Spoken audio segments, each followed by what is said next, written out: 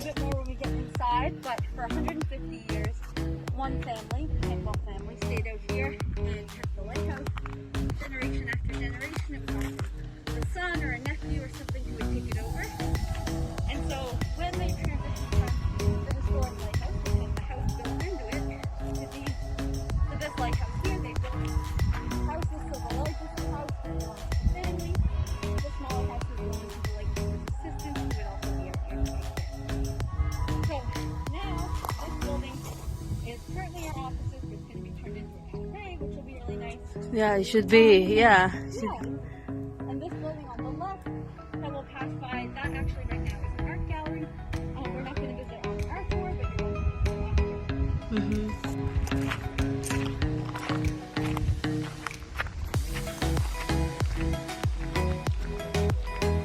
At the historic lighthouse. The original lighthouse. Issued by the Newfoundland colonial government as part of a larger project to put lighthouses along the coast of Newfoundland. This lighthouse was important for guiding local ships, but also for any ships crossing the Atlantic if they were heading in this area. So this lighthouse, built in 1836, it is in neoclassical architecture style, which 1836. basically just means symmetrical, which is why it's a square with same number of windows on each side. They actually put in some false windows. Those black ones there are false windows. They put those in just to maintain the architectural style. So the lighthouse, the first lighthouse keeper's name was Emmanuel Ware. He came here from Scotland. And actually, not very much is known about him. He kept this lighthouse for 10 years until he passed away. We're not sure where he's buried or much about him at all. But we do know that in 1846, the Cantwell family came in and they kept these lights until 1997, actually.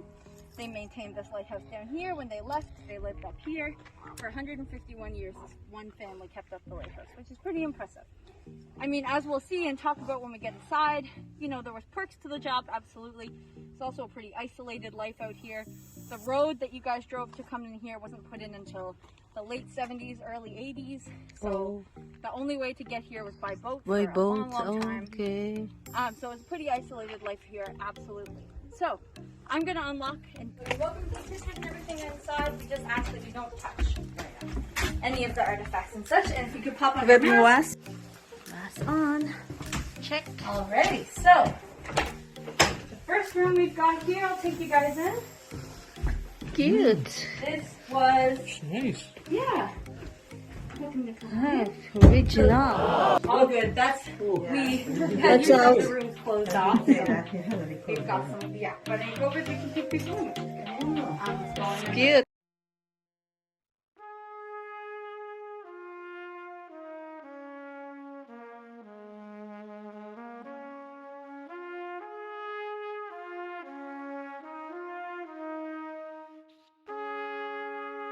System, and basically the way it would work, one of the most important rooms in the house because the Cute. fire would have been going constantly, so it was the warmest room in the house, which is this room that any guests would see. So they put a bit more time into making this room look nice. So the wallpaper and the 4-poster bed.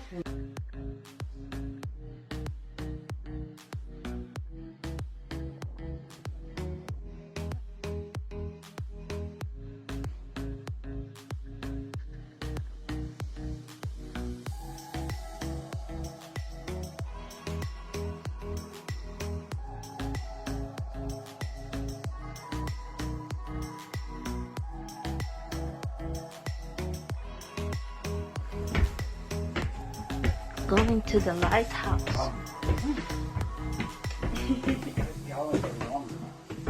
Staircase up to the lighthouse itself. I'm not able to take you in there right now because it's a bit of a safety hazard. The stone steps are super small. But you can kind of get a sense this is where they would enter to do any upkeep on the lighthouse that they needed. It actually needed to be maintained every 3 hours, so they were going up and down quite frequently. You can peek your head in there and see the stone steps. But yeah, this is where the lighthouse lived. And the lamp would have been here from 1836 until 55. And I think that they were two boys sharing a bedroom, sharing a bed, of course. They had a desk to do their schoolwork, so they said they were homeschooled out here. Yeah. Some wooden guns there they used as toys, slingshot. Storage. Not only all the food that they would need and supplies, but also everything for the lighthouse. So you can see here the sperm whale oil. This lighthouse was first kept by sperm whale oil. The light then changed to seal oil because it was a bit easier to get in Newfoundland. On this TV right behind you, that's actually a live camera of the view from up in the lighthouse. So so that for maintaining the lighthouse, he would often have the night shift of fueling the light in the night, which is why his bed is here right at the base of the lighthouse, so he could get up pretty quickly.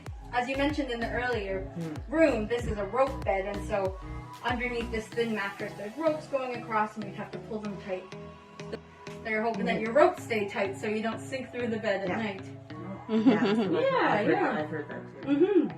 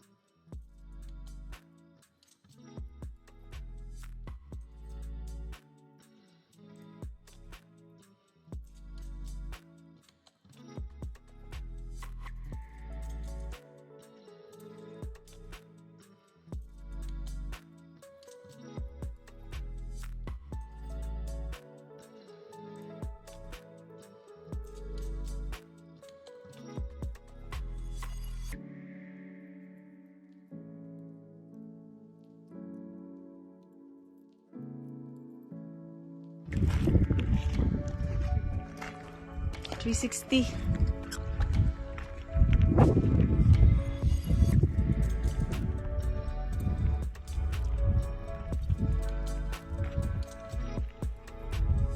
Mahulog ka dyan pa? Oh, yeah, blocks of berries.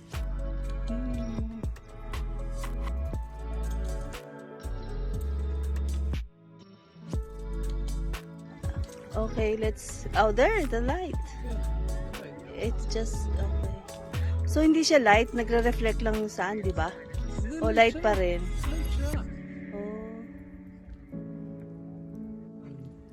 Hello guys. We So, at the back is the new one, and then this front. That's the original lighthouse. They said it built 1936. So, yeah.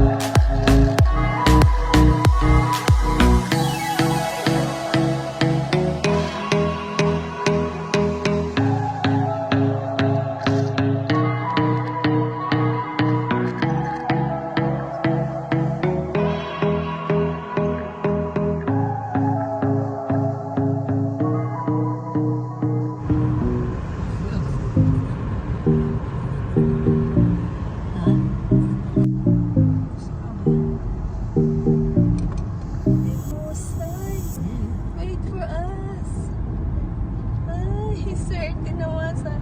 Ayun pa.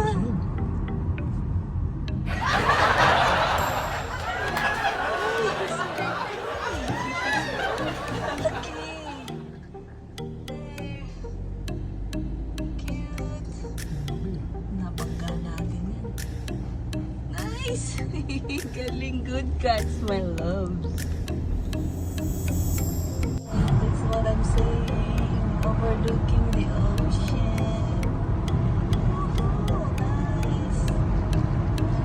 Director's view. Hello, but the director's view.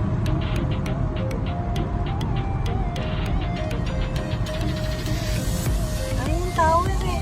Baka pala malapit lang eh. 20 minutes. Andun yung tower. Parang Coco Tower. Ang galing. Oo, ito magkalapit na. Matatanaw natin pag umakit tayo doon. Itong, yung lighthouse. Wala tayo sa water street na yun. Black Eye Water Street. Sa downtown